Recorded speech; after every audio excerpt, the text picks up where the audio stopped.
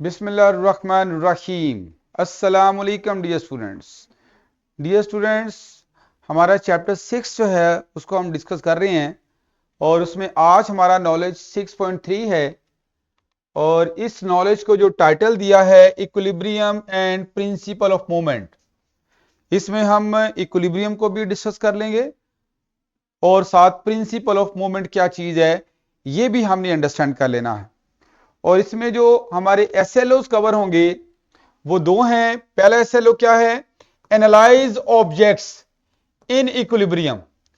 Object जो equilibrium में है हमने उनको एनालाइज करना है, लेकिन किस चीज को इस्तेमाल करते हुए? Using the principle of movement.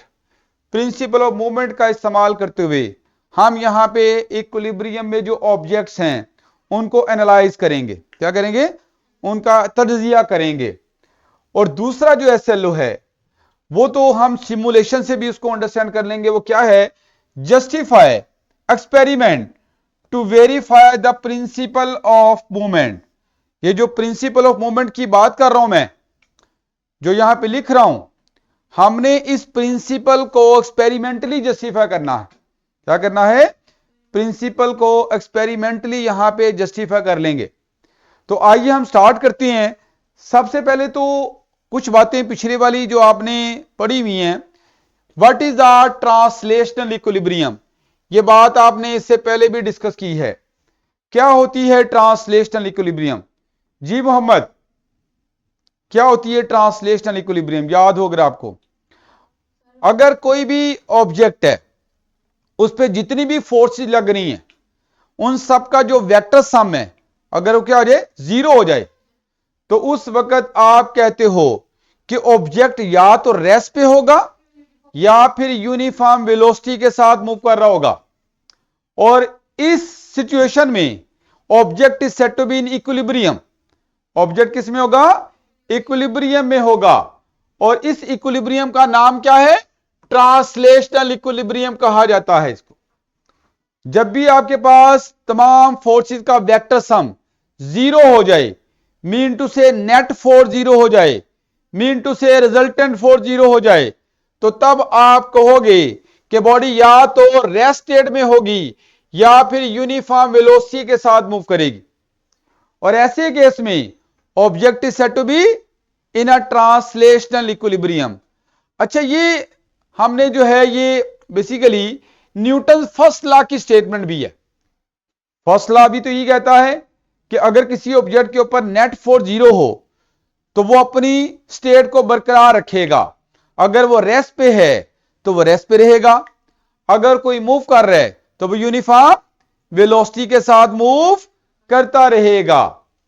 तो बिल्कुल ये न्यूटन फर्स्ट लॉ की स्टेटमेंट के अकॉर्डिंगली हमने यहां पे ट्रांसलेशनल इक्विलिब्रियम की बात कर दी। इसकी एग्जांपल भी लिखी हुई है। अगर आपके पास कोई भी एक बुक है और उसको आपने किस पे रखा हुआ है? टेबल के ऊपर। सपोज करें हमारे पास कोई बुक है जिसको टेबल पे रखा है और इस पे दो फोर्सेस लग रही हैं। एक तो इसका जो वेट है, फोर्स ऑफ ग्रेविटी, जिसे आप mg कहते हो, और दूसरा इस टेबल का नॉर्मल रिएक्शन, नॉर्मल फोर्स जो कि अपवर्ड लग रही है। अब ये दोनों जो फोर्सेस हैं ये मैग्नीट्यूड में इक्वल हैं, डायरेक्शन में ऑपोजिट हैं। इस तरह से मुझे बताओ कि इसके ऊपर नेट फोर्स क्या हो जाएगी? बुक पे जीरो हो जाएगी। और अगर नेट फोर्स जीरो है तो ये ऑब्जेक्ट किस में होगा? रेस्ट स्टेट में है, इसलिए ये रेस्ट पे रहेगा। और ये रेस्ट वाली स्टेट इसकी इक्विलिब्रियम स्टेट है। कौन सी स्टेट है? इसको आप ट्रांसलेशनल इक्विलिब्रियम का नाम दे सकते हो। अगर कोई आपके पास रेन ड्रॉप है, कोई भी एक बॉल है, स्फेरिकल बॉल, अगर हवा में नीचे आ रहा है, और मैंने आपको बताया था कि जो भी फॉलिंग ऑब्जेक्ट इन एयर है उस पे दो फोर्सेस लग रही होती हैं। एक ग्रेविटी जो उसका वेट है और दूसरा ड्रैग फोर्स, एयर फ्रिक्शन। ये दोनों ऑपोजिट लग रही होती हैं। और जब ये दोनों बराबर हो जाती हैं तो उस वक्त रेन ड्रॉप के ऊपर या किसी भी स्फेरिकल बॉल के ऊपर जो नेट फोर्स है वो क्या हो जाती है? जीरो। और अगर नेट फोर्स जीरो हो जाएगी तो उस वक्त ऑब्जेक्ट की जौन सी भी स्टेट होगी वो क्या हो जाएगी? मेंटेन। और चूंकि यहां पे मैं रेन ड्रॉप या बॉल की बात कर रहा हूं, वो मोशन में है, तो इसलिए उसकी मोशन वाली स्टेट मेंटेन हो जाएगी, यानी वो यूनिफॉर्म वेलोसिटी के साथ मूव करता रहेगा। तो ये भी ट्रांसलेशनल इक्विलिब्रियम। ठीक हो गया बेटा। तो किसी भी ऑब्जेक्ट पे अगर नेट फोर्स 0 होती है तो या तो वो रेस्ट पे होगा या फिर वो यूनिफॉर्म वेलोसिटी के साथ मूव कर रहा होगा। ये बात हमने पिछले एक चैप्टर में भी डिस्कस की थी। अब आते हैं इससे अगला जो पॉइंट है, what is the rotational equilibrium. Rotational equilibrium क्या चीज होती है बेटा? रोटेशनल इक्विलिब्रियम में ये कहते हैं कि अगर कोई भी ऑब्जेक्ट रेस्ट पे है, किस पे है? रेस्ट पे है, या यूनिफॉर्म वेलोसिटी के साथ मूव करता है, ये उतनी देर तक मूव करता रहेगा जब तक उसके ऊपर कोई एक्सटर्नल टॉर्क एक्ट नहीं करता। क्या चीज एक्ट नहीं करती? External torque. तो याद रख लो, जब तक एक्सटर्नल टॉर्क नहीं होता तब तक ऑब्जेक्ट या तो रेस्ट पे होगा या फिर यूनिफॉर्म वेलोसिटी के साथ क्या करेगा? रोटेट करता रहेगा। ये वाली जो मैं यूनिफॉर्म वेलोसिटी बोल रहा हूं रोटेशन के अंदर, इसको एंगुलर वेलोसिटी कहा जाता है। कौन सी velocity? Angular velocity. Higher classes में जाके आप रोटेशनल मोशन के अंदर भी वेलोसिटी को डिस्कस करोगे, एक्सेलरेशन को डिस्कस करोगे, जिनके साथ एक लफ्ज लिखा होगा एंगुलर का। Angular displacement, angular velocity, angular acceleration. ठीक हो गया। अभी तक तो आपने जो बातें की उसमें simple displacement, simple velocity, simple acceleration की बातें की होती। और जब इस तरह के वर्ड लिखे होंगे, सिंपल डिस्प्लेसमेंट, सिंपल वेलोसिटी या सिंपल एक्सेलरेशन, तो वो हमारे होते हैं linear acceleration, linear displacement, linear velocity. Linear को समझते हो? स्ट्रेट लाइन में। किसके अंदर? स्ट्रेट लाइन में। अगर कोई ऑब्जेक्ट स्ट्रेट लाइन में डिस्प्लेसमेंट रखेगा, स्ट्रेट लाइन में वेलोसिटी रखेगा, स्ट्रेट लाइन में एक्सेलरेशन रखेगा, तो आप उनको क्या कहोगे? लीनियर। वो सारे पैरामीटर्स क्या होंगे? लीनियर होंगे। लेकिन अगर रोटेशन के अंदर बात करेंगे तो उनके साथ एंगुलर का वर्ड आ जाएगा। तो यही बात है कि अगर किसी सिस्टम, किसी भी ऑब्जेक्ट के ऊपर एक्सटर्नल टॉर्क को जीरो कर दिया जाए, किसको जीरो कर दिया जाए? एक्सटर्नल टॉर्क को जीरो कर दिया जाए, एक्सटर्नल नेट एक्सटर्नल टॉर्क। अब नेट का मतलब क्या है? रिजल्टेंट, यानी जितने भी ऑब्जेक्ट के ऊपर एक्सटर्नल टॉर्क लग रहे हैं उन सबका वेक्टर सम, उन सबका वेक्टर सम अगर जीरो हो जाता है तो उस वक्त या तो ऑब्जेक्ट रेस्ट में होगा या फिर यूनिफॉर्म एंगुलर वेलोसिटी के साथ रोटेट करता रहेगा। इसको भी आप न्यूटन फर्स्ट लॉ ही कहते हैं, लेकिन ये रोटेशनल मोशन के अंदर है। किसके अंदर है? रोटेशनल मोशन के अंदर। यही बात लिखी है, in this case body is said to be in rotational equilibrium. अच्छा, इस केस में जो ऑब्जेक्ट होगा उसे किस इक्विलिब्रियम में कहा जाएगा? रोटेशनल इक्विलिब्रियम में। यह भी इक्विलिब्रियम है। अगर कोई ऑब्जेक्ट रेस्ट पे है या यूनिफॉर्म एंगुलर वेलोसिटी के साथ मूव कर रहा है तो इसे भी इक्विलिब्रियम कहा जाता है, लेकिन कौन सी? रोटेशनल इक्विलिब्रियम कहा जाता है। और this is known as Newton first law in rotational motion. इसको आप Newton second law in rotational motion कहते हो। तो इक्विलिब्रियम तो दो तरह की डिस्कस हो गई। एक केस में अगर नेट फोर्स जीरो हो जाए तो ट्रांसलेशनल इक्विलिब्रियम होगी, और एक केस में अगर नेट टॉर्क जीरो हो जाए। नेट टॉर्क का मतलब क्या है बेटा? तमाम टॉर्क जितने भी लग रहे हैं उन सब का सम। कौन सा? Vector sum. क्योंकि जो चीजें वेक्टर होती है ना उनका वेक्टर सम किया जाता। तो वेक्टर सम अगर जीरो हो जाएगा तो आप कहोगे कि जो ऑब्जेक्ट है वो किस इक्विलिब्रियम में? रोटेशनल इक्विलिब्रियम में। तो दो तरह की इक्विलिब्रियम पढ़ ली, एक ट्रांसलेशनल और एक रोटेशनल। ट्रांसलेशनल इक्विलिब्रियम की बातें तो पहले भी की हुई है। हमारा यहां पे जो फोकस होगा वो किसके ऊपर होगा? रोटेशनल इक्विलिब्रियम पे होगा। तो अब ये कैसे पॉसिबल है? इसके लिए एक प्रिंसिपल हमें पढ़ना पड़ेगा, प्रिंसिपल ऑफ मूवमेंट। किसी भी ऑब्जेक्ट को अगर आप रोटेशनल इक्विलिब्रियम में रखना चाह रहे हो, किस में रखना चाह रहे हो? रोटेशनल इक्विलिब्रियम में लाना चाह रहे हो, तो उसके लिए इस प्रिंसिपल का सेटिस्फाई होना जरूरी है। प्रिंसिपल ऑफ मूवमेंट कहते हैं इसको। क्या कहते हैं? Principal of movement. अब ये प्रिंसिपल ऑफ मूवमेंट कब सेटिस्फाई होगा? बेटा एक बात याद रखो, जब किसी ऑब्जेक्ट के ऊपर टॉर्क लगता है तो वो जो टॉर्क है वो ऑब्जेक्ट को या तो क्लॉकवाइज रोटेट करवाता है या एंटी क्लॉकवाइज रोटेट करवाने की कोशिश करता है, यानी या तो क्लॉकवाइज रोटेट करवाने की कोशिश की जा रही होती है, रोटेट करवाता है, या एंटी क्लॉकवाइज रोटेट करवाने की कोशिश की जा रही होती है, या फिर करवा रहा होता है। ठीक है, क्लॉकवाइज और एंटी क्लॉकवाइज को समझते हो? क्लॉकवाइज मीन घड़ी की डायरेक्शन में, जिस डायरेक्शन में घड़ी की सुइयां चलती हैं उसे आप क्लॉकवाइज रोटेशन कहते हो, और अगर घड़ी के मुखालफ रोटेशन हो रही है तो आप कहोगे ये एंटी क्लॉकवाइज है। ये क्या है? एंटी क्लॉकवाइज के लिए एक और वर्ड भी इस्तेमाल होता है, काउंटर क्लॉकवाइज। क्या है? Counter, counter clockwise. ये भी आपने याद रखना है। ठीक है, अब ये प्रिंसिपल क्या कहता है? If total anti clockwise torque will be equal to the total clockwise torque, अगर किसी ऑब्जेक्ट के ऊपर टॉर्क लग रहे हैं, ठीक है, उसमें कुछ क्लॉकवाइज टॉर्क है और कुछ एंटी क्लॉकवाइज टॉर्क हैं, अगर सारे के सारे जो एंटी क्लॉकवाइज टॉर्क हैं उनका सम किसके बराबर हो जाए? सारे के सारे क्लॉकवाइज टॉर्क के बराबर हो जाए, तो ऐसे केस में आप कहोगे कि जो टॉर्क हैं वो एग्जैक्टली एक दूसरे को कैंसिल कर देंगे, एग्जैक्टली एक दूसरे को कैंसिल कर देंगे। यानी कुछ टॉर्क क्लॉकवाइज घुमाना चाह रहे हैं और कुछ, अगर एंटी क्लॉकवाइज टॉर्क और क्लॉकवाइज टॉर्क क्या हो जाए, आपस में इक्वल हो जाएं, तो ऐसे केस में ये टॉर्क क्या करेंगे? कैंसिल आउट करेंगे। ठीक हो गया? और अगर ये हमारे जो टॉर्क हैं ये एक दूसरे को कैंसिल कर दें तो हम कहेंगे प्रिंसिपल ऑफ मोमेंट सेटिस्फाई हो गया। प्रिंसिपल ऑफ मोमेंट क्या हो गया बेटा? सेटिस्फाई हो गया। तो प्रिंसिपल ऑफ मोमेंट के सेटिस्फाई होने के लिए ये नीचे मैंने इसको एक सेंटेंस की फॉर्म में लिख दिया है, sum of clockwise torque must be equal to sum of anti clockwise torque.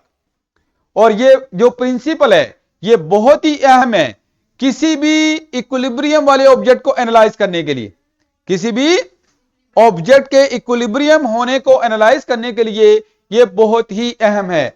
इसके लिए अभी एक एग्जांपल जरा चेक करें। ये हमारे पास कोई भी एक सीसा टाइप चीज है और इस सीसा को में ये हमारा पाइवट पॉइंट है। पाइवट पॉइंट को समझते हो? लास्ट टाइम डिस्कशन की थी। पाइवट पॉइंट का मतलब वो पॉइंट जिसके अबाउट बॉडी रोटेट कर सकती है, और इसके ऊपर ये दो ऑब्जेक्ट भी रखे हुए हैं। ठीक है, ये वाला जो ऑब्जेक्ट है इसका जो वेट है that will act as a force, इसको आप F1 कर लो, इसके वेट को आप F1 फोर्स का नाम दे दो, और इसका जो वेट है वो भी एक फोर्स का काम कर रहा है, इसको आप F2 कर लो। क्या कर लो? F2 कर लो। अब मुझे बताओ इस ऑब्जेक्ट का वेट इस सीसा को इस पाइवट पॉइंट के अबाउट किधर घुमाने की कोशिश कर रहा है? बताओ ये कौन सा बनता है? ये जब नीचे लेके आएगा तो सीसा कैसे घूमेगा? Anti clockwise. यहां पे एंटी क्लॉकवाइज मूवमेंट होगा इसका, इसकी वजह से जो टॉर्क प्रोड्यूस होगा वो कौन सा होगा? Anti clockwise. याद रखो टॉर्क कौन प्रोड्यूस करता है? फोर्स। टॉर्क कौन प्रोड्यूस करता है? इसका मतलब इस फोर्स का जो टॉर्क होगा वो एंटी क्लॉकवाइज होगा। टॉर्क का दूसरा नाम क्या होता है? मूवमेंट, मूवमेंट ऑफ फोर्स भी कहते हैं उसे। और इस ऑब्जेक्ट का जो वेट है जो कि F2 फोर्स है, ये इस सीसा को किधर घुमाना चाह रहा है? क्लॉकवाइज। ये मैंने क्लॉकवाइज लिख भी दिया। अब ये आप देख रहे हो कि सीसा बिल्कुल लेवल पे है, इक्विलिब्रियम में है। किसमें? और ऐसा उसी वक्त पॉसिबल है जब हमारे पास एंटी क्लॉकवाइज टॉर्क किसके बराबर हो जाए?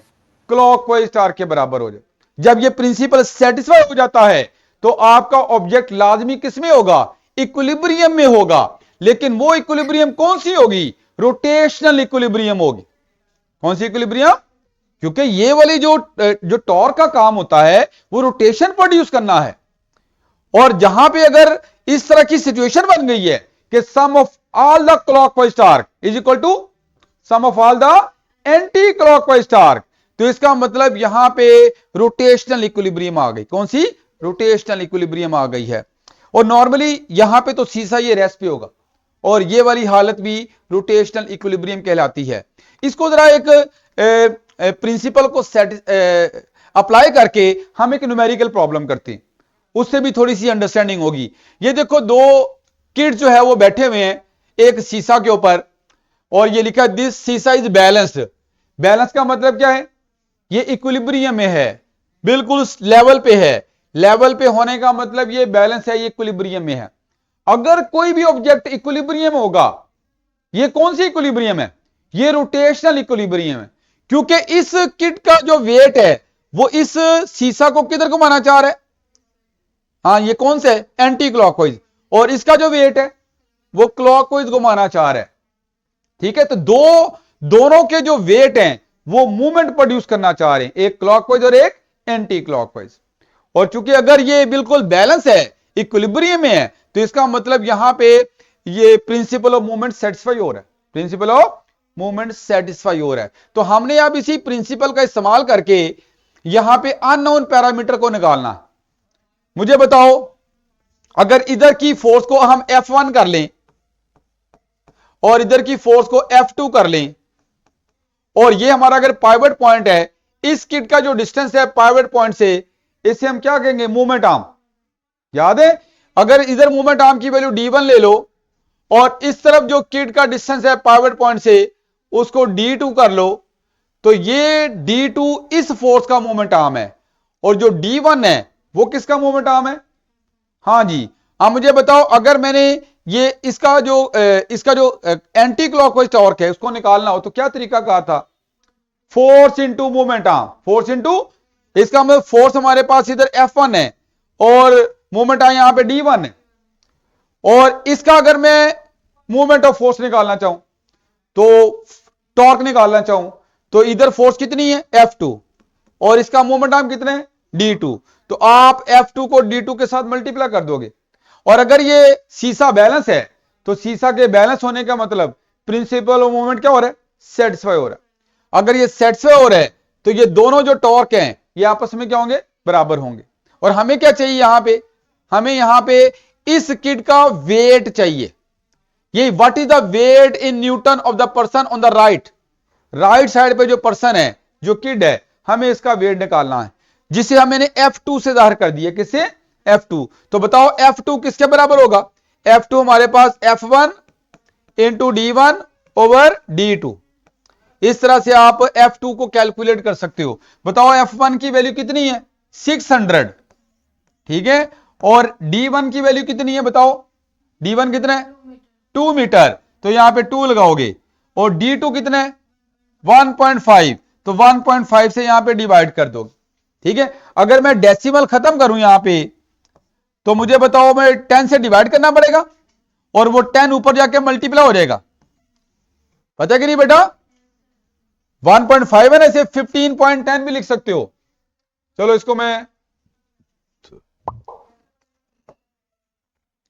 ये जो आपके पास 1.5, जी बेटा,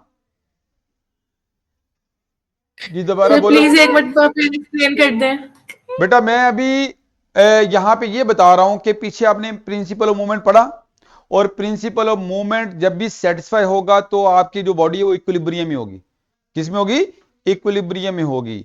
तो यहां पे इसी प्रिंसिपल ऑफ मूवमेंट का इस्तेमाल करते हुए हम एक न्यूमेरिकल प्रॉब्लम कर रहे हैं। यहां पे चूंकि सीसा बैलेंस है, इक्विलिब्रियम में है, अब इस सीसा के ऊपर जितनी भी फोर्सेस लग रही हैं उनकी वजह से जो टॉर्क हैं हम उनको देख रहे हैं। और प्रिंसिपल ऑफ मूवमेंट ये कहता है कि अगर ये सीसा बैलेंस है तो हमारे पास एंटी क्लॉकवाइज टॉर्क लाजमी किसके बराबर होंगे? क्लॉकवाइज टॉर्क के बराबर होंगे। तो एंटी क्लॉकवाइज टॉर्क कौन प्रोड्यूस कर रहा है? इस पर्सन का वेट। और क्लॉकवाइज टॉर्क कौन प्रोड्यूस कर रहा है? इस पर्सन का, राइट पर्सन का वेट। और ये दोनों लाजमी आपस में क्या होने चाहिए? बराबर होने चाहिए। आपको पता है कि टॉर्क को निकालने का फॉर्मूला क्या है? Force into movement arm, force into movement arm. और मूवमेंट आर्म को मैं यहां पे डी से जाहिर कर रहा हूं, आप एल से जाहिर कर लो, एल से भी जाहिर किया जा सकता है, आर से जाहिर कर लो, कोई फर्क नहीं पड़ता। डिस्टेंस है ना, जैसे मर्जी जाहिर कर लें। मूवमेंट आर्म याद है आपको? मूवमेंट आर्म के बारे में क्या पढ़ा था? It is a perpendicular distance. पहली प्रॉपर्टी परपेंडिकुलर डिस्टेंस। दूसरा, ये डिस्टेंस कहां से कहां तक होता है? पाइवट पॉइंट से फोर्स की लाइन तक होता है, फोर्स की लाइन ऑफ एक्शन तक होता है। ये फोर्स की पॉइंट और point of application of force तक होता है। तो point of application of force का मतलब जिस जगह पे ये बैठा है वहां पे फोर्स लग रही है, तो उस पॉइंट से पाइवट पॉइंट तक का जो डिस्टेंस है वो हमारा मूवमेंट आर्म है। क्या है? तो इसके लिए मोमेंट आर्म D2, इसके लिए मोमेंट आर्म D1। और प्रिंसिपल ऑफ मूवमेंट के मुताबिक हमारे पास anti clockwise movement must be equal to clockwise movement. मैं जब अकेला मूवमेंट बोलूंगा तो इसका मतलब टॉर्क होगा, ठीक है। अगर मूवमेंट आर्म बोलूंगा तो इसका मतलब डिस्टेंस होगा। इसका मतलब क्या होगा? डिस्टेंस होगा। खैर, अब ये अप्लाई करके आप आसानी से ये F2 जो राइट पर्सन है इसके वेट को निकाल सकते हो। तो D2 कितना है? हमारे पास 1.5 है, तो 1.5 को 15/10 लिख सकते हैं। 1.5 जो है इसे लिखा जा सकता है 15/10, ठीक है। ये 10 ऊपर चला जाएगा, ये आ जाएगा 600 इंटू 2 और 10 ऊपर चला गया डिवाइडेड बाय 15। 15 से जरा कैंसिल करो इसको, हाँ जी 40 आ जाएगा। तो ये 400 इंटू 2 800 आ जाएगा, 800 न्यूटन। 800 न्यूटन। मेरी बात समझ आ रही है बेटा? अच्छा, एक बात याद रखो कि आपके पास जो मूवमेंट्स हैं, जब भी आपने मूवमेंट निकाले उसमें दो फैक्टर है। क्या है? दो फैक्टर है, एक फोर्स और एक डिस्टेंस। एक फोर्स और एक डिस्टेंस। अगर आप कहते हो कि राइट क्लॉकवाइज मूवमेंट किसके बराबर है? एंटी क्लॉकवाइज मूवमेंट के बराबर है, तो इसका मतलब है कि इन दोनों का जो प्रोडक्ट है दोनों साइडों पे क्या होना चाहिए? सेम होना चाहिए। एफ और डी का प्रोडक्ट सेम होना चाहिए। अब ये प्रोडक्ट कब सेम होगा? अगर आपके पास एक साइड पे एफ अगर कम है तो लाजमी उस तरफ डी क्या होगा? ज्यादा होगा। और दूसरी तरफ अगर एफ ज्यादा है तो डी कम होगा। यानी इन दोनों का प्रोडक्ट सेम होना चाहिए। अगर एफ ज्यादा होगा तो डी कम होगा, और अगर एफ कम है तो डी ज्यादा होगा। तभी इन दोनों का जो प्रोडक्ट है वो सेम आएगा, और तभी प्रिंसिपल ऑफ मूवमेंट यहां पे सेटिस्फाई होगा। अभी एक और एग्जांपल बताओ जरा। ये हमारे पास एक रॉड है और इसको पाइवट किया हुआ है ये ओ पे। कहां पे पाइवट किया हुआ है? ओ पे इसको पाइवट किया है। ओ से इस फोर्स का जो मूवमेंट आर्म है वो कितना है? 3 मीटर। और इस फोर्स का मूवमेंट आर्म भी, ये फोर्स हमें नहीं पता, लेकिन इस तरफ जो फोर्स है उसका हमें पता है, वो कितनी है? 320 न्यूटन। जबकि एक और फोर्स भी है जो पॉइंट बी पे लग रही है, और उस फोर्स की वैल्यू कितनी है? 540 न्यूटन।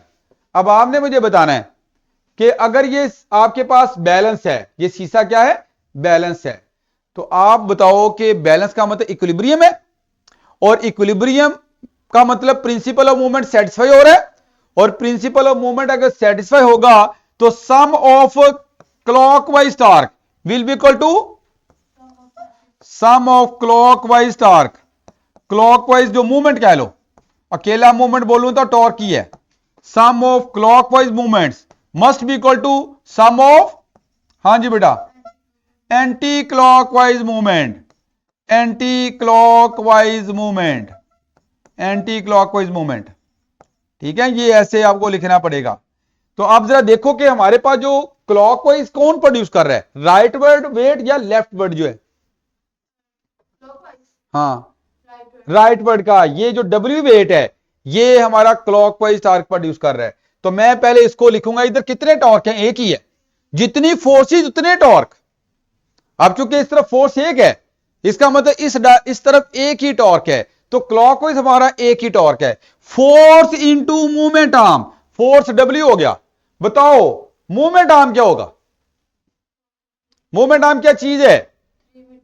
हाँ जी, ये आपके पास पाइवट पॉइंट से point of application of force तक का परपेंडिकुलर डिस्टेंस है। तो वो आपके पास कितना बना है? 3 मीटर। तो इसका मतलब इधर आप मल्टीप्लाई करोगे साथ 3 मीटर के साथ। ये हमारा क्लॉकवाइज टार्क आ गया। कौन सा? क्लॉकवाइज टार्क हमने देख लिया। अब जरा एंटी क्लॉकवाइज टॉर्क को देखते हैं। बताओ एंटी क्लॉकवाइज क्या एक टॉर्क है? जी बेटा, कितनी फोर्सेस लग रही हैं जो एंटी क्लॉकवाइज घुमाना चाह रही हैं? दो हैं, एक 540 न्यूटन है और एक 320 न्यूटन है। इसका मतलब इन दोनों के टॉर्क ऐड करोगे तो तब आपका एंटी क्लॉकवाइज टार्क बनेगा। क्या बनेगा? एंटी क्लॉकवाइज टार्क बनेगा। तो पहले हम बात कर लेते हैं इसके लिए। बताओ, इसके लिए हमारे पास जो है, जी बेटा बताओ जरा यहां पे बेटा, इसका टॉर्क क्या होगा? इसका मूवमेंट ऑफ फोर्स क्या होगा? मूवमेंट इसका फोर्स की वैल्यू 540 और इसका मूवमेंट आर्म कितना है? 1 मीटर, क्योंकि इसका पाइवट पॉइंट से डिस्टेंस 1 मीटर है तो इधर 1 लिखोगे। ये तो अभी आपने एक फोर्स का टॉर्क निकाला। अब दूसरी फोर्स का टॉर्क भी निकाल लो। दूसरी फोर्स आपके पास 320 न्यूटन है। इसकी वैल्यू लिखोगे 320 न्यूटन इनटू क्या लिखोगे? Into movement arm. बताओ इस फोर्स का मूवमेंट आर्म कितना है? 3 मीटर। कितना है? 3 मीटर है, तो इधर 3 मीटर लिखोगे। तो मैंने ये क्या किया है? ये principal of movement satisfy apply किया। प्रिंसिपल ऑफ, क्यों मैंने अप्लाई किया प्रिंसिपल ऑफ मूवमेंट? बताओ क्यों अप्लाई किया? क्योंकि ये शीशा इक्विलिब्रियम में है। किस में है? इक्विलिब्रियम में है, बैलेंस है। और बैलेंस इसलिए तभी होना है जब हमारे पास मूवमेंट ऑफ प्रिंसिपल सेटिस्फाई होगा। और मूवमेंट ऑफ प्रिंसिपल क्या है? Sum of all the clockwise torque will be equal to sum of all the anti clockwise torque. तो यहां पे ये मेरे पास क्लॉकवाइज टार्क हो गई और ये एंटी क्लॉकवाइज टार्क का सम हो गया। इसको आप सॉल्व करोगे 540, ठीक है, और इधर मल्टीप्लाई करोगे तो कितना आएगा? 0 आ गया और 3 इंटू 6 हो गया, 3 9 आ गया। तो ये इनको ऐड करो आप, और ऐड करके यहां से वेट निकाला जा सकता है। ये आ जाएगा 540 और इसको ऐड करके मैं डायरेक्टली बस लिख रहा हूं 540 प्लस 960। ऐड आप खुद कर लेना। और ये चीज जाके उधर क्या होगी? डिवाइड हो जाएगी। तो ये डिवाइड करोगे कितना बना बेटा? ये 1015 हो जाएगा ना? 1500 डिवाइडेड बाय 3, तो 3 से डिवाइड करोगे 500 आ जाएगी आपके पास, 500 न्यूटन। मेरा बेटा मेरी बात समझ आई है?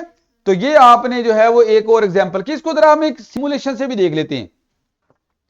ये जरा सिमुलेशन में अपनी प्रिंसिपल ऑफ मूवमेंट को अप्लाई करने का तरीका सीख लेना है। प्रिंसिपल ऑफ मूवमेंट क्या है? Sum of clockwise torque is equal to sum of anti clockwise torque. ये हम इसको जरा ओपन करते हैं, अभी इसको देखते हैं। लो बेटा ये जो है हमारे पास, इसमें आप देखो, वो दूसरी वाली थी हाँ, चलो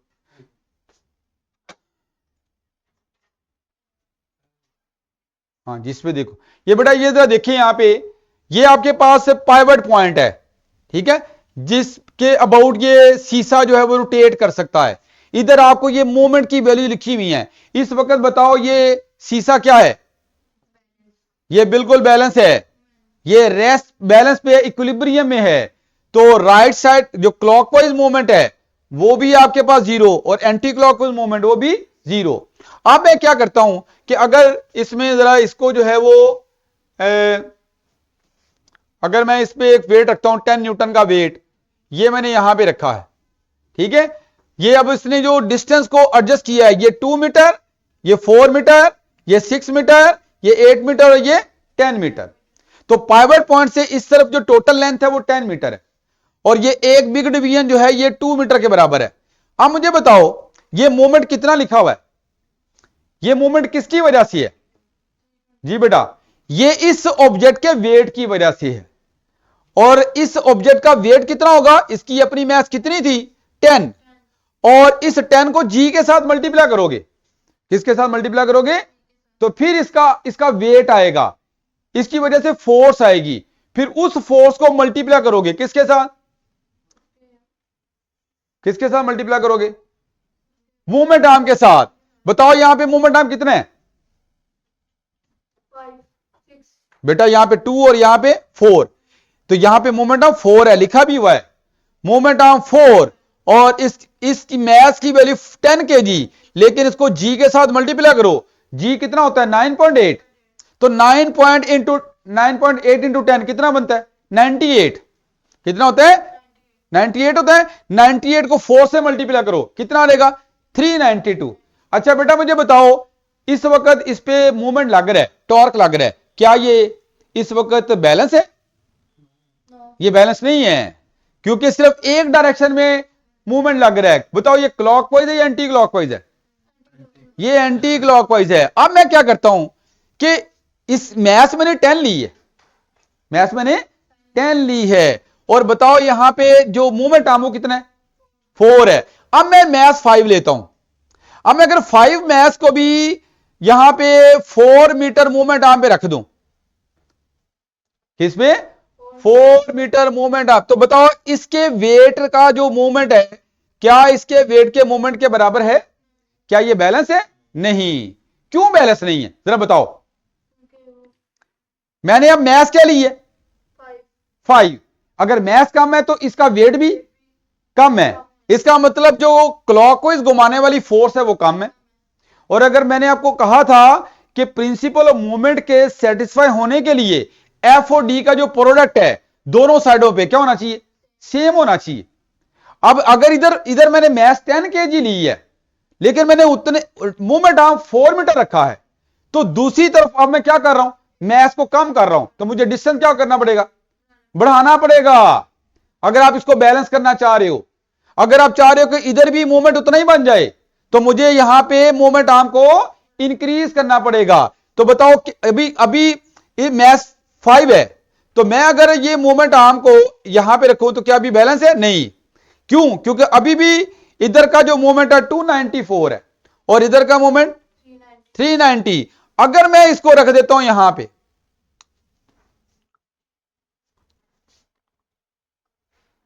आप मुझे बताएं ये बैलेंस हो गया? हाँ जी।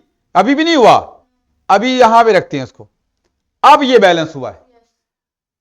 बात समझ आइए कि अगर एक साइड पे फोर्स ज्यादा है और डिस्टेंस कम होगा उस तरफ, दूसरी तरफ अगर फोर्स कम है तो डिस्टेंस, ताकि इन दोनों का जो प्रोडक्ट है वो दोनों साइडों पे क्या आ जाए? सेम आ जाए। मेरी बात को फॉलो किया बेटा आपने? तो ये आपने जो है वो प्रिंसिपल ऑफ मूवमेंट को अंडरस्टैंड किया। अब आते हैं नेक्स्ट स्लाइड पे आ जाएं।